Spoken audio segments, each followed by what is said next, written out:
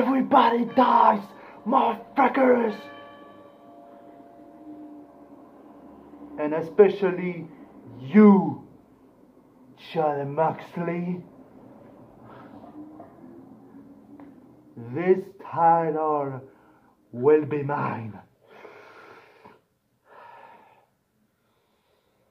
The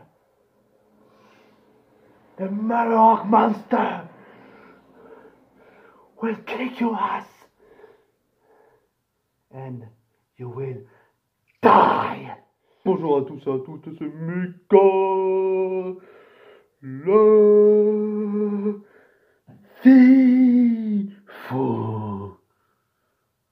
Bienvenue enfin pour la vidéo review de All Out. Je dis enfin parce que j'ai fini de regarder le show ce matin. Et oui, alors que le show était dans la nuit du samedi au dimanche, mais bien évidemment je ne l'ai pas regardé en live. Je l'ai un petit peu regardé dimanche, je l'ai un petit peu regardé hier soir, et j'ai fini ce matin. 4 heures, et encore j'ai même pas regardé le kick-off. Sinon j'y serai encore peut-être. C'est beaucoup trop long, on se fout de la gueule de la WWE, enfin pas se fout de la gueule, mais on critique la WWE. On dit que les shows sont indigestes parce que c'est beaucoup trop long, mais la EW ont ce même problème avec ce pay-per-view par exemple. Beaucoup trop long, comme les shows New Japan, c'est beaucoup trop long également pour ceux qui suivent la New Japan. Des fois, bien évidemment qu'il y a assez de temps pour les matchs, mais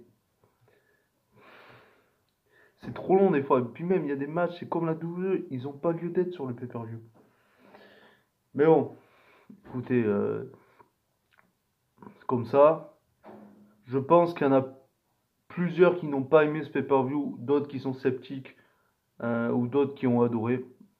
Moi, je suis entre les deux, la personne qui est entre les deux, qui a aimé des bonnes choses, mais par la durée, ça m'a saoulé.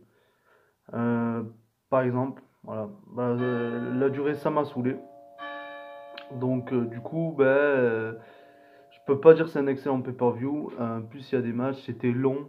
Voilà, certains. La Casino Battle Royale, j'ai eu un peu problème, c'est un peu long des fois. Voilà. Je vais essayer de vous le mettre en début de vidéo si je peux le faire, parce que j'ai un logiciel de montage, vous voyez en bas des vidéos, Viva Vidéo. C'est avec ça que maintenant je fais le montage, parce qu'avant je faisais par YouTube Creator Studio, mais ils ont modifié leur site et j'y arrive plus, donc bref, en gros j'ai pris ça, Viva Vidéo. C'est payant, mais bon, écoutez, moi il y a du bon contenu. Peut-être qu'un jour du coup il y aura la caméra qui sera en bonne qualité également. Mais j'attends de voir qu'il y ait un peu de monde. Aussi, mon micro est pas terrible. Voilà. J'attends de voir si il y a vraiment du monde qui me suit parce que ça va faire 3 ans que je fais plus de 3 ans que je fais cette chaîne. C'était en juillet 2017, 24 juillet 2017, non, pas vraiment la première vidéo, c'était le 23 juillet, je crois, la première vidéo que j'avais fait entre guillemets un live battleground. C'était là où le Great Kelly avait aidé Jinder Mahal. Voilà, bref. Et après, donc, du coup, c'était la première vidéo, c'était un live réaction sur le Paper Battleground. Pour les vieux, peut-être ceux qui n'ont. Mais j'ai supprimé ces. Enfin, non, j'ai pas. Est-ce que j'ai supprimé ces vidéos? Non, normalement, non. C'est que. Enfin, pour moi, je peux pas voir les toutes premières, en fait, c'est bizarre. Pourtant, je les ai pas effacées. Ou alors j'ai fait une mauvaise manip. Bon, de toute façon, les premières vidéos, elles étaient pas terribles. J'étais même torse nu, je m'en battais les couilles. Mais j'étais dans un personnage déjà. Mais j'étais torse nu. Parce qu'il faisait chaud, c'était la canicule, bien évidemment. Mais je m'en battais les couilles. Mais bon, c'est vrai que maintenant, il faut être à peu près habillé, c'est sûr. Hein. Du coup, j'étais déjà dans le personnage. C'est juste qu'il me manquait peut-être être à l'aise devant la caméra. Maintenant, je pense quasiment c'est résolu ce problème. Il y a peut-être des moments où je fais toujours voilà. Mais les idées, des fois, ne me viennent pas direct. Donc, j'hésite, je fais Voilà. Après, avec le temps, on s'améliore. Et petit message, voilà, avant de commencer vraiment cette review de All Out, pour ceux qui ont peur de se lancer sur YouTube, et si vous voulez que ce soit pas forcément pour parler de catch comme moi ou faire d'autres trucs sur YouTube, n'hésitez pas franchement à vous lancer, n'ayez pas peur. Les premières vidéos seront pas terribles, vous améliorerez avec le temps. Les commentaires sont faits pour ça d'ailleurs, euh, pour voir si la personne qui fait la vidéo, si vous aimez ce qu'elle fait, etc. Vous lui dites, voilà, par les commentaires, etc. Elle peut que s'améliorer, voilà, en faisant ça. Et ça aide vraiment les commentaires. Donc, les vues, bon, c'est un truc, c'est pas forcément important. Mais les pouces bleus et surtout les commentaires, c'est très très important pour s'améliorer sur YouTube et avoir une plus grande visibilité. Ils sont passés par où les Cypriens et les trucs? Voilà. De toute façon, les premières vidéos de tout le monde, que ce soit des gros youtubeurs, etc., n'ont jamais été terribles. Bon, voilà. C'était la petite parenthèse, ou moyenne, ou grande parenthèse, on ne sait pas. Voilà, c'était la parenthèse, en tout cas, pour résumer.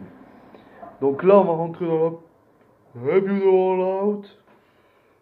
Donc, peut-être des gens, la plupart des gens, je crois, ont vu que c'était mitigé. Il y en a qui ont aimé, qui n'ont pas aimé, ou qui étaient sceptiques sur ce pay-per-view. On va pas perdre plus de temps, on va parler du kick-off, même si je ne l'ai pas regardé.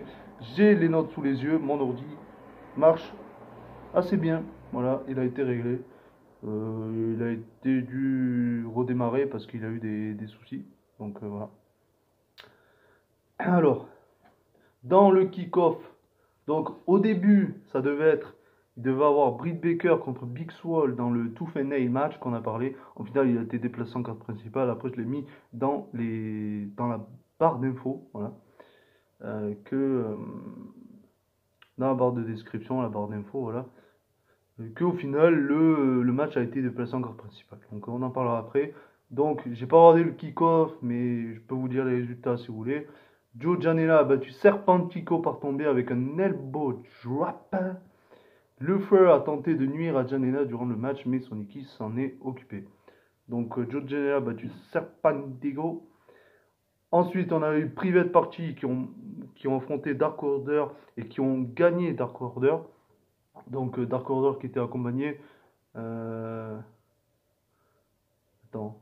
Ont battu Dark Order avec... Ah oui, mais ça c'est la prise de finition, d'accord. Private Party ont battu Dark Order avec leur Gin and Juice sur Stu Grayson et l'autre de Dark Order qui avait dans ce tag team match. Je sais plus qui c'était, mais c'était peut-être... non, Eviliono, il était dans le 8-man, en carte principale. Je sais plus qui c'était l'autre, mais de toute façon, je n'ai pas regardé ce kick-off. Peut-être que j'irai le voir comme ça. Mais là, j'étais en train de regarder du Raw juste avant, un petit peu aussi. Mais je me suis dit, je vais faire la vidéo là, sinon, je sais pas quand je vais la faire. Après, ça va être trop tard si je la sors une semaine après. Voilà. Donc voilà pour ça, en tous les cas. Ensuite, la carte principale qui nous intéresse peut-être un peu plus. Donc, Britt Baker contre Big Swole dans un Tooth and Nail match. Et du coup, c'était un match un peu cinématographique, je sais pas quoi. Elles se sont battues dans le cabinet dentaire de Britt Baker. Voilà, cabinet dentaire, parce qu'elle était dentiste. Voilà. Avant d'être catcheuse. Voilà. Je sais pas, elle est peut-être encore dentiste, peu importe. Son personnage, de toute manière, enfin, ils se sont peut-être servis de son métier de la vraie vie avant, etc. Son personnage, quoi. Donc, elles se sont battues dans le cabinet. Il y avait des seringues, il y avait un tournevis. À un moment, Big Swole là où il faut le tournevis. Ensuite, elle a mis la seringue sur la jambe de Britt Baker, etc. Donc, Big Swole a battu Britt Baker. Donc voilà, et avait lieu dans le cabinet dentaire.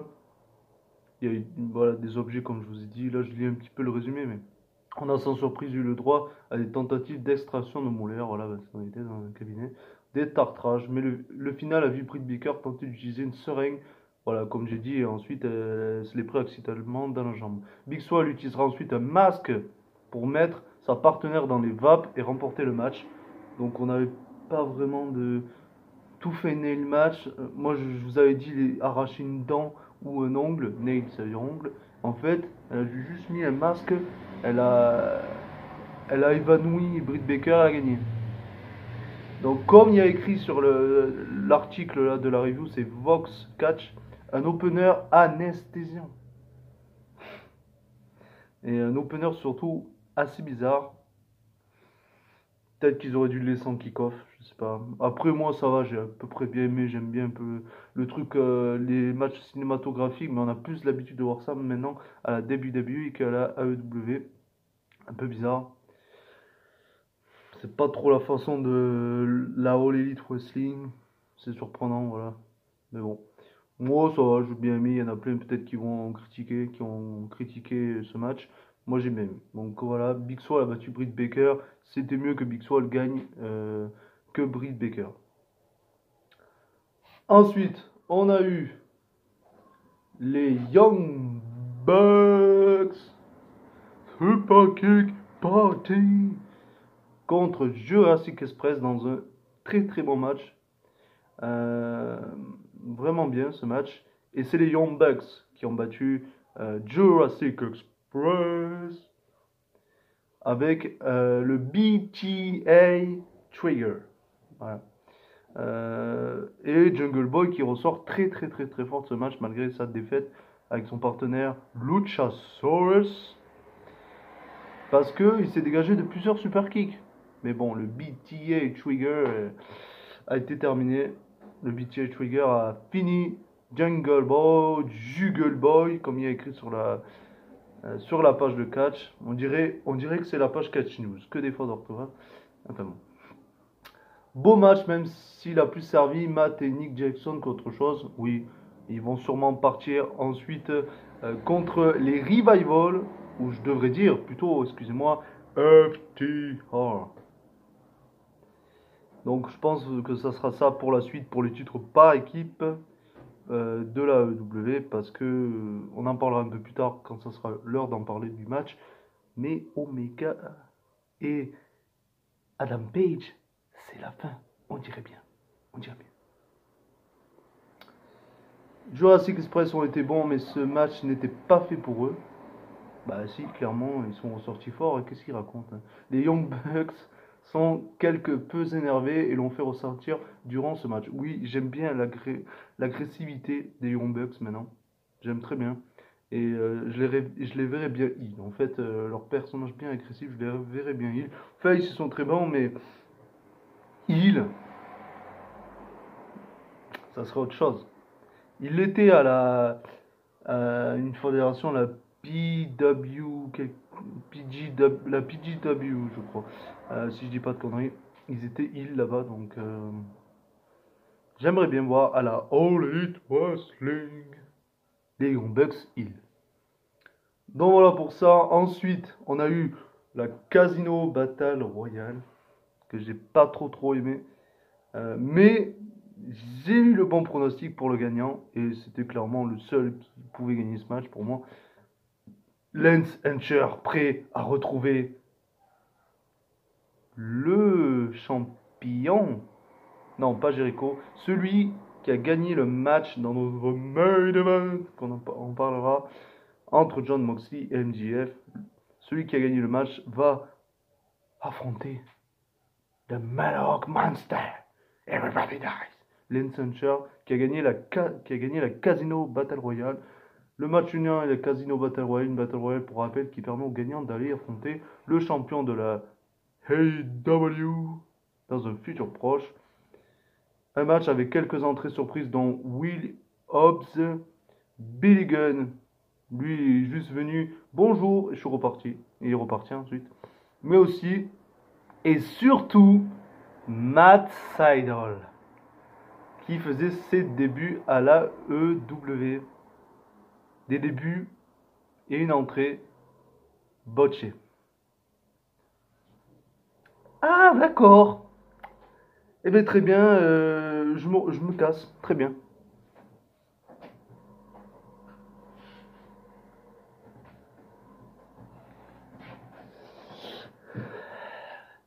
C'était plutôt inattendu.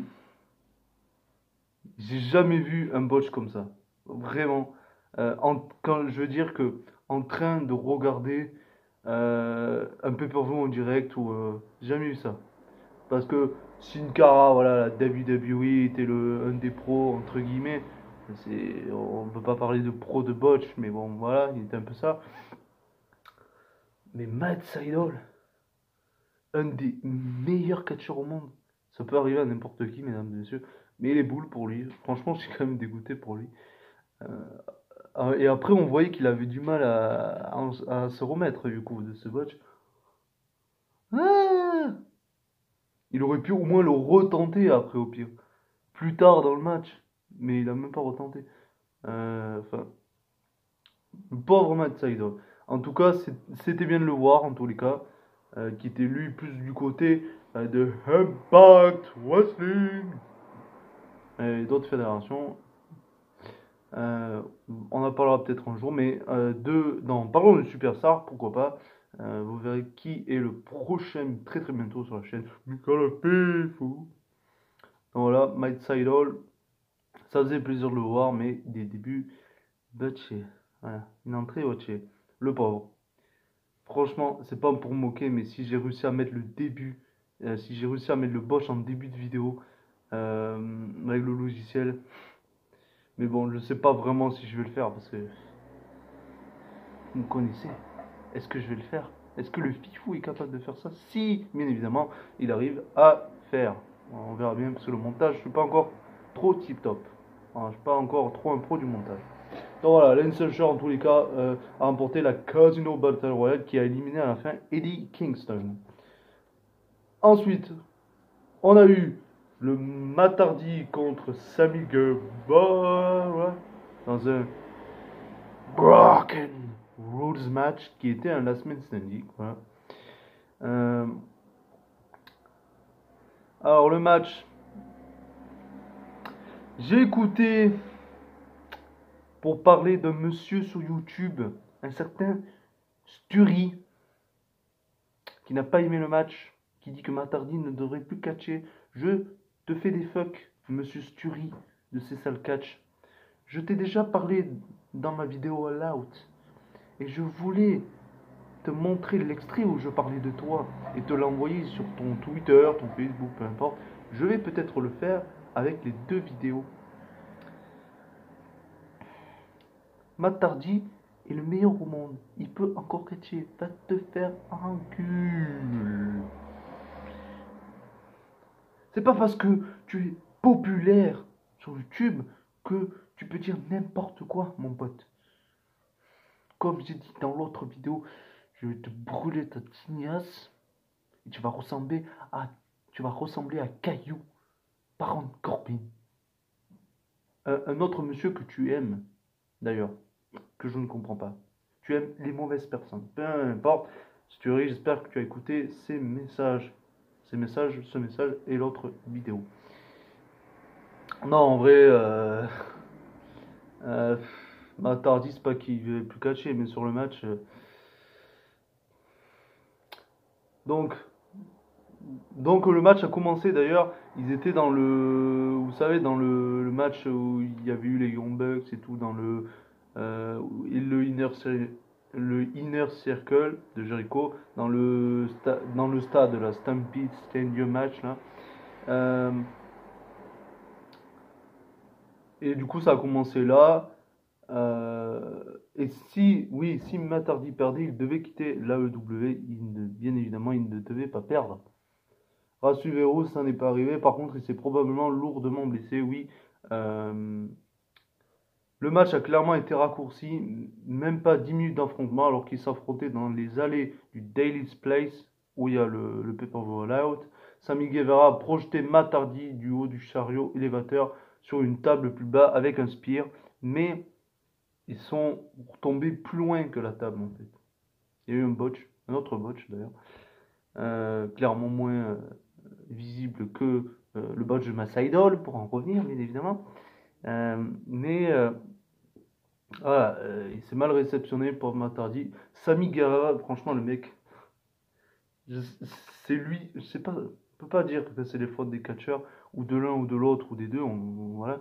Ça arrive, bien évidemment, mais deux fois, une fois, il lui envoie carrément la chaise bien dans la gueule. Ça devait pas se passer comme ça. Et l'autre fois, il le tue presque. Bon, après, Hardy, Matt est pour quelque chose aussi, mais... Sami Guevara a projeté Matt Hardy au chariot élévateur sur une table plus bas avec un spear. Problème, Hardy a clairement manqué la table et sa tête et ses épaules ont touché le sol. Léger malaise. Oui, en effet. Mais ce n'est pas pour ça qu'il faut critiquer au scandale, comme un célèbre youtubeur qui parle de catch le ferait. Hein. Mais j'ai parlé de lui, on va pas parler encore de lui. Donc voilà, on pensait que le match allait être fini. Clairement, l'arbitre a dit c'est fini, c'est fini. Mais Hardy s'est relevé, mais le match a été dans un premier temps stoppé. Voilà, comme j'ai dit.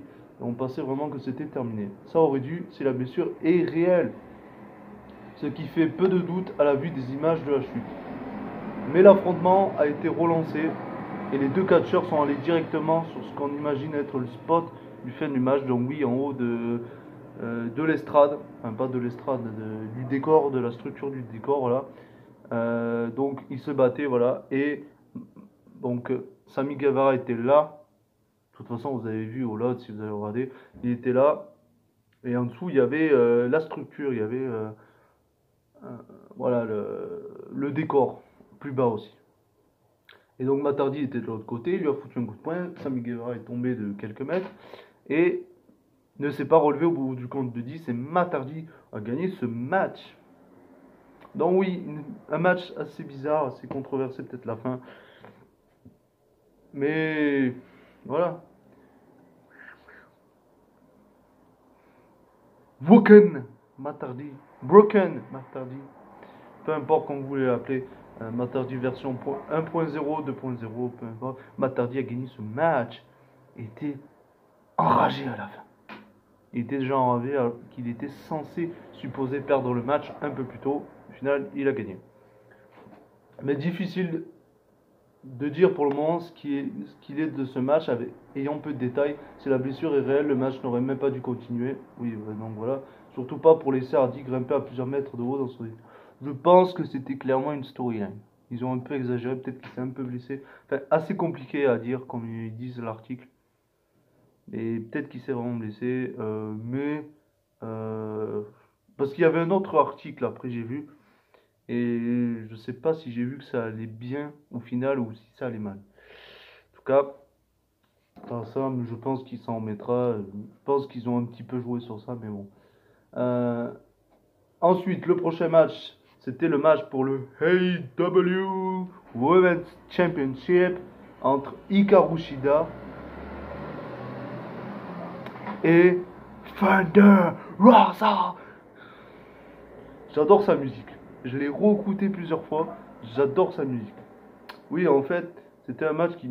Enfin, j'avais pas dit que ça m'intéressait pas vraiment dans la vidéo pronostic. Mais que j'étais pas trop... Je connaissais pas trop Thunder Rosa. Et on nous a présenté un petit clip. Et clairement, j'étais hypé. Sa musique, mais... Magnifique. Magnifique. Magnifique. J'adore le hard rock metal, voilà. Comme ça. Excellent. Elle est Thunder Rosa sur le ring, vraiment pas mal. En fait, elle est la NWA Women's World Champion. Très intéressant en tout cas de voir qu'elle nous a présenté un petit clip. Elle est arrivée à la ceinture et donc du coup la NWA ont eu un accord avec la EW pour que les deux championnes s'affrontent. Mais bon, Hikaru Shida a gagné Thunder Rosa pour conserver son titre de championne AEW Women's. C'était le meilleur de la soirée, ils disent. Vous abusez pas un peu que c'est le meilleur de la soirée. Les Young Bucks contre Jurassic Express. Non, surtout Omega et Page contre FTR. Sérieux. Enfin bon. En tous les cas, hâte de voir la suite. Peut-être Thunder Rosa va signer avec la AEW. Je ne sais pas, même si elle est championne NWA, je ne sais pas. On verra bien en tous les cas. En tout cas, Hikaru Shida a conservé le World Championship. On verra bien qui est sa prochaine challengeuse. Ensuite, on a eu les Natural Nightmares. Scorpio Sky et Matt Cardona ont affronté les Dark Order. Donc, représenté ici par Brody Lee, Colt Cabana et Vilono. Voilà, il était dans le 8-man. Et Stu Grayson. Donc, c'est les Natural Nightmares qui ont battu Dark Order avec un Schoolboy. Un Schoolboy de Cardona sur Colt. Vous êtes sûr, c'est ça? C'est pas Dustin Rhodes qui a fait le tombé sur Colt Cabana, le Schoolboy. J'ai un doute. Pourquoi il aurait fait un Schoolboy, Matt Cardona? Il aurait fait le Rough Rider. Je sais même pas comment il l'appelle maintenant. Ou voilà. Non, mais il me semble que c'est Dustin Rhodes qui a fait le petit paquet. J'irai revoir ça, mais ils me disent que c'est Cardona, mais non. Parce qu'après, à Dynamite, il a une chance pour le titre TNT de Brody Lee. Même s'il a pas battu, il a pas fait le tomber sur Brody Lee, il a fait sur un des Dark Order. Pourquoi? S'il avait pas fait le tomber, ça aurait été Matt Cardona. Ok, aussi pour continuer que Cody avant été champion, ça reste dans la famille. Mais il me semble que c'est quand même Dustin Rhodes qui a. Enfin bon, peut-être que je me trompe, mais. Ou alors c'est ce putain de Boxcast qui se trompe. Enfin bon. Une fin de match qui a beaucoup énervé Brody Lee. Oui, parce qu'il avait fait tout le travail. Mais oui, parce qu'il l'a fait sur Destiny Worlds, il me semble. Enfin, sa corde à linge, là. Tornado Clothesline. Et après, il a fait le tag à Colt Cabana. Et il aurait pu carrément faire le tomber et gagner. Sauf qu'il a voulu avoir son moment, lui. En plus, Brody Lee lui a donné l'opportunité. Sauf qu'il a voulu trop en faire avec un Shooting Star Press, voilà. Et ben après, le petit paquet. Mais c'est Dustin Rhodes qui l'a fait, c'est pas. Enfin bon. Donc, dans tous les cas, Dustin Rhodes a une chance contre Brody Lee pour le TNT Championship ce mercredi ou mardi. Mais je crois que j'ai vu mercredi du coup à Dynamite. Parce qu'il y a NXT qui est encore mardi donc. Mais bon, peut-être que cette semaine ils sont pas en concurrence le même jour. FTR à la fête, The Elite is not fine. Donc, on a eu maintenant FTR, donc Cash Wheeler et je sais plus comment il s'appelle FTR maintenant, s'ils n'ont pas les mêmes noms euh, qu'à la WWE. Donc voilà. FTR qui a affronté Adam Page et Kenny Omega. Donc, euh, donc c'est les FTR, voilà, comme j'ai parlé un peu plus tôt, qui ont battu Adam Page et Kenny Omega par tomber avec un Spike Piledriver, j'adore ce finisher, pour devenir champion par équipe de la AEW.